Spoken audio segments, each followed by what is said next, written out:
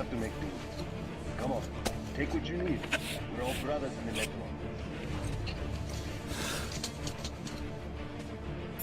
I could use a good watch like yours.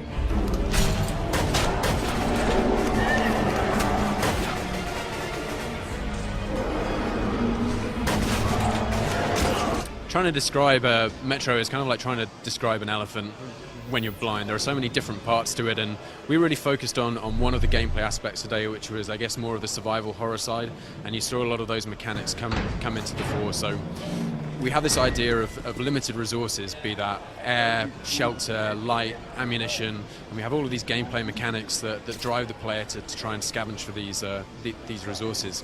So for light, you'll have to constantly recharge the battery on your torch, or you won't be able to see in the darkened areas. You're constantly hunting for ammunition for your guns. You have a limited time on your gas mask. If it starts to run out, it'll begin to frost up at the edges. Your breathing will get ragged, so you have to find supplies of filters. We've introduced this new mechanic now where you can get all kinds of debris and blood and other hideous matter on your mask, which you have to wipe off. This is all like manual controls that the player has to manage at all times. So it gives you a lot of things to think about and be concerned about as you play through. Keep your headlight charged. Watch my back and cover your corners. For us, single player is really important. Our focus is really on delivering this story, this adventure that you go on. And I think what we see in a lot of single player campaigns is the level starts, you're given an environment, but fundamentally the gameplay is very similar throughout. You're funneled through these environments, you shoot a wave of enemies as you approach their positions. They're all poised and ready for you, and the entire gameplay is really just built around the shooting experience.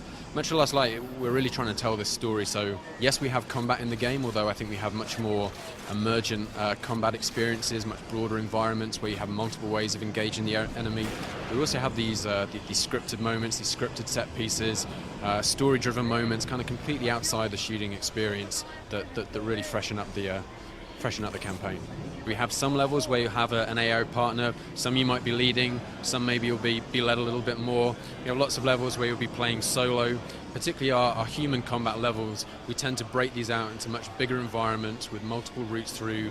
You can take multiple strategic approaches, whether that's all out guns blazing or a much more stealthy approach. We'll have levels where you can get through the entire level without being detected, without playing firing a single shot if you want to, or you can systematically take down every single person by staying to the shadows, shooting out the lights, causing distractions. So there are a lot of different gameplay styles in there, and we can only show one thing. We kind of focused on this today, but there are a lot of different styles in there. Artyom is this character who is immune to the psychic phenomena that the Dark Ones are forcing into the world, and that gives him a unique advantage. In the scene that you saw, if he hadn't been there, Pavel would have hallucinated, ripped his mask off, and probably choked himself to death. So Artyom is a very unique character in that regard, and so these flashbacks, they give you an insight into what's happened before, but it's also contact that you're making with these mysterious Dark Ones. Metro is going to be released on console and PC in early 2013. We've been working on a Wii U version. At the moment we're focusing on current gen or existing platforms and PC, so it's unlikely that the Wii U version will come out at the same time as those formats.